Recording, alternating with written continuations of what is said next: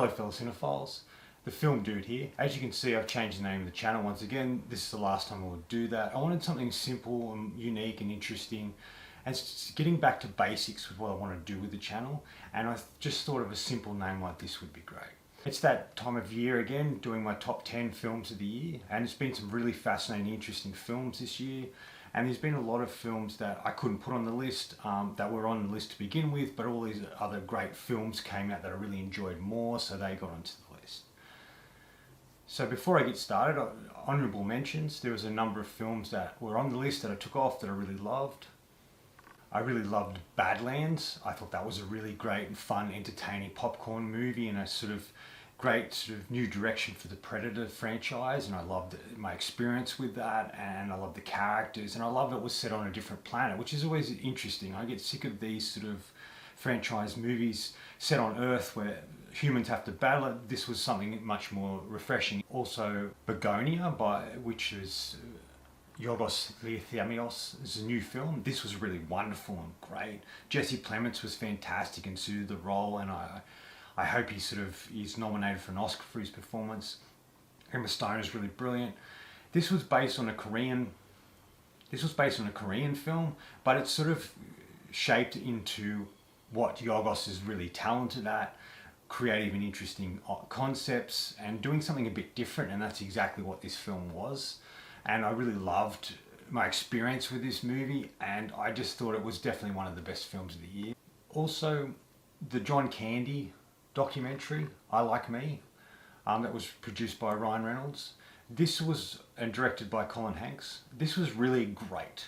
This showed who John Candy truly was. Not just the actor and the comedian, but also the human being he was, the family man he was, and how he was able to harness and shape a lot of who he was into the performances that he gave throughout his career. And this really captures that. And it makes you look, after you've seen this documentary, it makes you look at the films that John Candy was in a different way, in a different light. Like Planes, Trains and Automobiles, that sequence he says, I like me, and sort of talks about who he is to the Steve Martin character is really powerful. Even the simplicity of Home Alone and just his sequences in that are just fantastic. His death was a huge loss to the industry, and this sort of is a love letter to who he was, and I loved it. And it was a really powerful and interesting, unique documentary. Good Boy, that sort of horror from the perspective of the dog, was wonderful, and a great little horror film that I really enjoyed. And that's sort of it for honourable mention. Okay, without further ado, here is my top 10 of 2025. Number 10, Mission Impossible, The Final Reckoning. I was a huge fan of what Christopher McQuarrie has done with the series, and the journey he's taken us on with the characters and this particular team.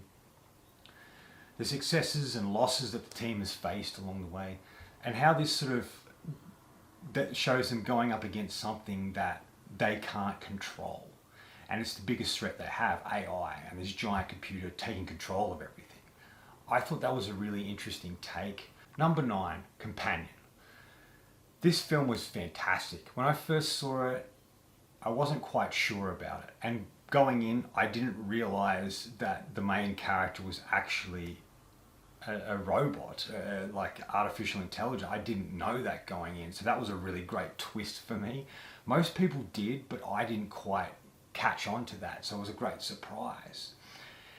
And that's when the film became interesting. When I first saw this movie, I felt it was a bit cliched in what it was doing and the way they were going about it. But the twist of her being a robot was a cyborg, or whatever you want to call her, was where the film really picked up, and I took notice. I was like, wow, this is an interesting choice. And just how she wants to survive and how she goes about doing that. I thought that was brilliant. I really thought this was a really creative and interesting way to tackle this sort of subject matter, and done in a really creative and fun way. That was shocking and surprising, very funny, and taking you in directions you didn't quite expect. This is where I first took note of Sophie Thatcher playing Iris, the main character. She's wonderful in this, unique and interesting, and she's really the star of the movie, and she really brings so much uniqueness to the movie that I really loved. Number 8, Honey Don't. Now this was Ethan Coen and his wife, who have started making these sort of B-grade-y, sort of interesting, fun movies. Not that they're B-grade films, but they're set and made in a way that is reminiscent of those B-grade movies we used to get in the 90s and in the 80s as well. And this sort of, it started with Drive Away Dolls, which I didn't love, but it was interesting. And this is where they first began working with Margaret Qualley, who's fantastic in Drive Away Dolls and this film. It's a really wonderful film about Margaret Qualley plays a detective. She plays Honey O'Donoghue, and she's just this really great private eye character that sort of gets mixed up in this case. I love private eye movies, so that was a big draw. Qualley's fantastic in it, very confident, strong and capable in the role, and gives such a strength to the character she's playing in Honey. It's very creative and fun and interesting. It's sort of wacky. It is reminiscent of the Coen brothers, some of the early Coen brothers films, like Big Lebowski and movies like that, where it had a particular style and there was multiple characters, and it was interesting characters interweaved into the story. And like great detective stories, there was multiple things happening within it, which I really loved, and I thought this was great. I've rewatched it since. It's one of my favourite movies. Number 7, One Battle After Another. This is a film that Paul Thomas Anderson had wanted to make for over 10 years. He's been putting it together, and he got such an interesting, unique cast, and it's just a fascinating film. Sean Penn has never been better, and I hope he's nominated for an Oscar for his performance. DiCaprio is really wonderful as well.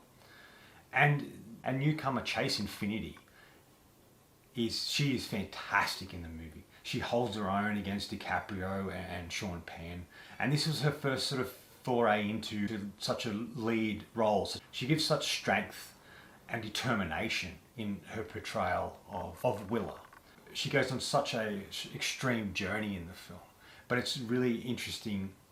But it's just how Willa sort of handles everything and the journey we go on with her. And I really loved what was done in this film. It's definitely one of Paul Thomas Anderson's best films. It's returned to form in a lot of ways, where he's done a couple that people haven't loved. And it's just sort of a masterpiece in a way. It's a film made by a very talented filmmaker who's crafted a really fascinating, interesting story. And it's an engaging film that you go on this journey with. And I really loved what he did with it. Number 6 is Weapons. Wow, I was so impressed with this. I wasn't a huge fan of the director's previous film, Barbarian. I thought the first half was really good, and then it just sort of shifted into something I didn't really care for, and it felt like a completely different film. Where this was fantastic from the get-go. When we open up and this little girl's telling a story about how these kids ran out of the house and disappeared, 17 of them. The cops don't know what happened. The parents are clueless of why this transpired, and how it all sort of focuses on the teacher of the class, Justine, played by Julia Garner, and how they sort of blame her for what's happened. And we get to see this story from different points of view. And we get to see it like a Rashomon type of thing. So the situation happens, and then how that situation affects particular characters within the movie. So you've got Justine, who's the teacher of the class, disappeared, and we get to see her journey. We get to see one of the parents, Archer, played by Josh Brolin, and how he's wants to know what happened to his son. And it's really about how it affects the parents. He's an example of the effect that it has on the parents of the missing kid. Character James, played by Austin James, this sort of drug addict character that finds himself mixed up in the situation as well. And then we get to see the young boy, Alex, who was the only kid left in the class when they all disappeared. And we get to see who he is and what he's been going through. It was a great way to sort of show this in an interesting light. I did recently see a video of the director, Zach Cregger, and the making of this film, and how it was very personal, that he lost someone, a friend of his who was very close with, and he sort of sat down to write something, to get his thoughts out, to try and deal with what transpired. And he came up with his story. He didn't know where it was going, and he went on the journey with it, and it sort of shaped into an interesting film. And each character is a different part of him, he talked about, and how, like, the Aunt Gladys character who is the antagonist of the film, I guess, played by Amy Madigan, and how that character represented this idea of how his father was an alcoholic, and that when he came home, like the Alex character, who was faced with this thing all the time and he didn't know how to deal with it, and it was a really difficult situation to have an alcoholic father and the impact on his life as a kid. So it's a very personal film in that regard, and he injected so much into it. That's why I think it's such a wonderful film and why I enjoyed it much more than Barbarian. Number 5, James Gunn's Superman. This was a highly anticipated film. I was a bit iffy going in originally because I wasn't sure if David Cornsweet was really going to be the Superman I imagined, and I was a bit iffy about the suit and certain things. But all that disappeared when I went and saw the movie. There were things originally about the film I didn't love, like Guy Gardner, Nathan Fillion's character. I didn't care much for him. But everything else about it I loved. I didn't know if I was going to love Krypto in it, but he's fantastic and steals the show in a lot of ways. I didn't know if I would like certain aspects of it, but I did. Nicholas Holt's a fantastic Lex Luthor, an interesting take on that character. Rachel Brosnahan, I think, fantastic as Lois Lane. I like her take on the character. She's much more tougher and unique, and it reminded me a lot of Margot Kidder's Lois Lane from the original Superman. And it sort of is a love letter back to Superman in a lot of ways. It's fun, it's entertaining, it has interesting characters, it has a dilemma of Superman and the choices that he makes and the person he really wants to be after he finds out something about his birth parents that he didn't know to begin with, and how the whole world turns on him in a way, and I like that. Just kind of a really nice film, getting back to nice movies about nice characters, and I think we needed that. We needed something a bit lighter in this sort of DC world, because even though I like Schneider's Man of Steel and the other movies he did, it is just very dark. Where this was a much lighter touch that was reminiscent of the original, and you can tell Gunn was very inspired by the original, and also one of the comics, All-Star Superman. If you haven't read that comic, I highly recommend it. It's definitely one of the best interpretations of the Superman story. And I really love what they do with Superman in that, and that sort of is harnessed into this. Number 4, Guillermo del Toro's Frankenstein.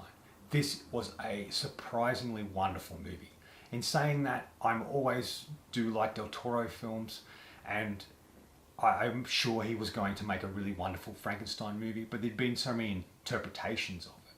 But when I found out it was a film that he always wanted to make, back when he first saw the original Boris Karloff James Whale film from the 30s, he wanted to make a Frankenstein movie.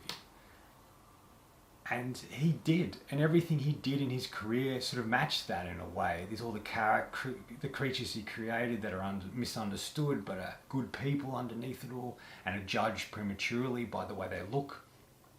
And he injected so much of that into his career. It is so great to see him actually make a version of this movie like he always wanted to.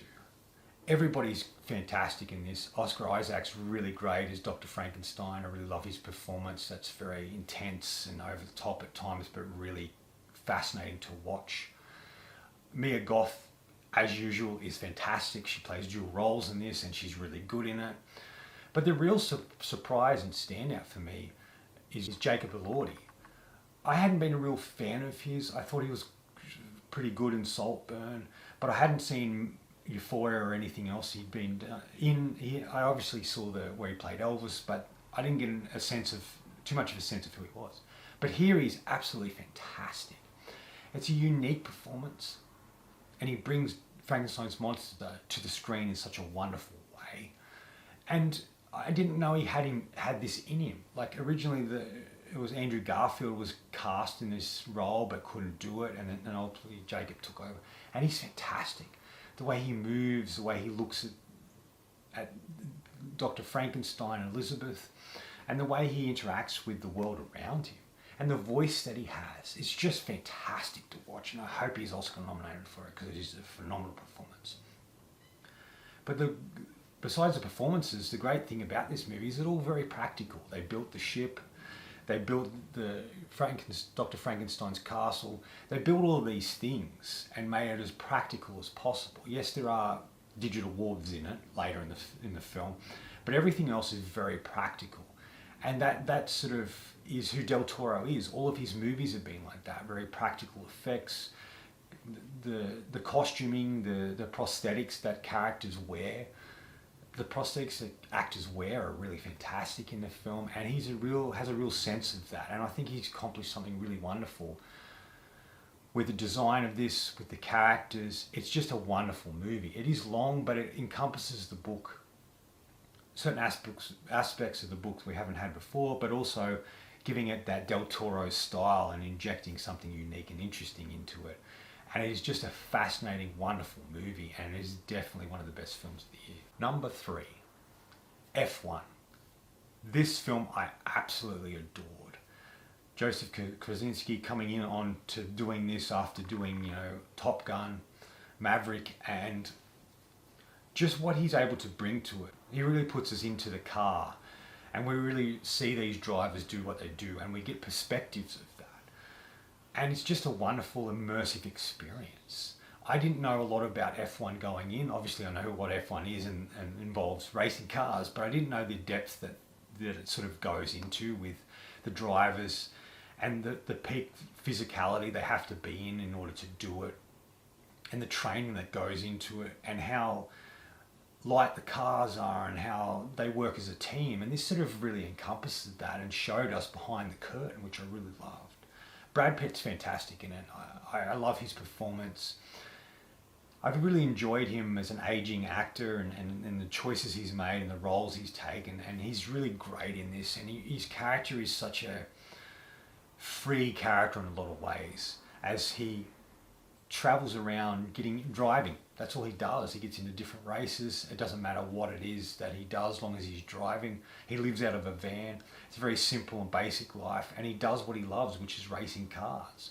Whether it's Formula One, whether it's Daytona, whatever it is, he just immerses himself in it. And he kind of reminds me of that sort of characters like Mad Max and characters like that come into people's lives, change them some way, and then move on. And that really is what this film is about, and that's what I loved about it. His intensity to it. I saw it in VMAX, so the sounds of the car are extraordinary. The moments where we're really in the driver's seat and we see what's going on, we really feel we're part of that, and it's extraordinary to see on the big scene, and it's extraordinary to see on the big screen. Yes, watching it on a smaller screen diminishes it slightly, but it still has the same effect on me, and that's the skill of Krasinski's skill as a filmmaker, but also of a film that just immerses the audience in such a great way. Number 2, Life of Chuck. Mike Flanagan is a brilliant filmmaker. This is a departure for him in such a wonderful way. This was a film that I didn't know a lot going in. I knew it was based on a Stephen King short story, but I'd never read the short story, and I didn't know a lot about what it was about, to be honest. I knew it was about life and death, and I knew it was going to be an interesting film, because that's the only sort of films Flanagan makes, with our modern day Frank Darabont, with characters with a lot of depth who are thrown into a situation and trying to navigate that situation. And I love that it's told in a 3-part structure, where we've kind of shown one aspect of it that happens later in the movie, and then we go back through how it ended up there in a way. And Tom Hiddleston is fantastic in the lead role as Chuck. He's just wonderful. He gets to dance. There's this great dance sequence in the middle of the film where someone's playing drums, and just the dance itself is just fantastic. It asks a lot of questions about life and death and what people think happens to them after they die. And it also has obviously that Stephen King little twist in it towards the end of the movie.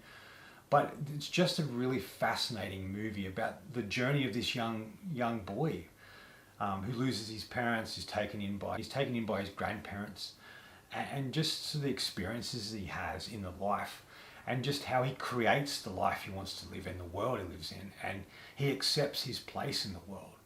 And it really sort of establishes the journey that character goes on, and what happens in the end. It's such a beautiful film. It's a really nice movie, and we don't get a lot of those these days. We don't get a lot of really nice movies that are simple stories about normal people going through extraordinary circumstance. Okay, a lot of umming and ahhing about what my number one was going to be. It originally was Life of Chuck at one stage, it was F1 at another. But upon re-watching this film is when it clicked for me. I decided this was the film that affected me the most this year. So my number one film of the year is Ryan Coogler's Sinners. This was phenomenal. This is his masterpiece in a lot of ways. It encompasses so much. Blues music, it was set in a bygone era. It had wonderful performances, and it sort of has everything. It starts off as this sort of drama about these two brothers trying to reconnect with the roots where they came from and create their own thing. And it also then shifts into a vampire film, which you don't expect, but it works really, really well. There's so much that Coogler injected into this. Someone important to him passed away, and after they did, he listened to who was a big blues fan, listened to the music to really feel like he connected with him, and that should have shaped this story that came out of him. And it came together in such a beautiful way, with Michael B. Jordan playing dual roles, twin brothers, and how he was effectively able to craft two different characters in a great way. The music's fantastic. It has some really wonderful sequences. There's a sequence where Miles Canton, he's playing the guitar to this group of people, and then we get to see the evolution of blues music and how it affected other music through that, where we get to see different people dancing, different types of music from past, present and future, and the way the camera moves in and out and through these things that are transpiring is wonderful. Even to the point that the barn thing they're in burns down, and we see the music still part of it, and it's like it's still there even without the building, and I love that. And it has IMAX sequences. The whole sequence, all the stuff in the end with the vampires is wonderful. The take on that is brilliant. And the Remick character played by Jack O'Connell is just wonderful. He's the antagonist of the film, but you understand him. You sort of not completely agree with him, but you understand his motivations by what he's doing and what he wants to do. And it just encompasses all of the sort of great music from that particular era, especially blues. And the performances are wonderful, and just everything that transpires feels so personal, much like Zach Cregger's Weapons was for Coogler. This is very personal for Coogler, and feels much more like something he injected so much of himself in, and he got to do it with one of his best collaborators, Michael B. Jordan. And it is just a wonderful movie that is a masterpiece to me. He's made some great films, but this is his best film in my opinion so far. I look forward to seeing what he does next. But that's my number one. So that's it. That's my top 10 of 2025.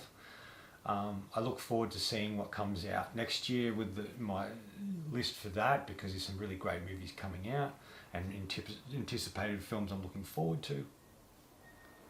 But this was what the films that had the most effect on me throughout the year. So that's it for me today.